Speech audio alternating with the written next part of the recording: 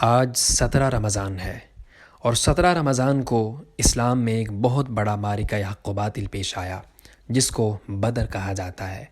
قرآن میں اس کو یوم الفرقان کہا گیا۔ اس میں کفار کی تعداد 1000 تھی جبکہ مسلمانوں کی تعداد صرف 313 تھی۔ کفار کے پاس سامان جنگ کے اندر 100 گھوڑے، 700 اونٹ اور 100 زرہیں تھی، جبکہ مسلمانوں کے پاس صرف 2 گھوڑے، 70 اونٹ اور صرف 6 زرہیں اور 8 تلواریں تھیں۔ اس کے باوجود اللہ نے مسلمانوں کو فتح عطا فرمائی۔ سورہ آل عمران اور سورۃ الانفال کے اندر اس واقعے کو بڑی تفصیل سے بیان کیا گیا کہ پہلے اللہ نے 1000 فرشتے بھیجے، پھر 3000 اور پھر 5000 فرشتوں کے ساتھ مسلمانوں کی مدد فرمائی اور اللہ تعالیٰ نے مسلمانوں کو فتح عطا فرمائی۔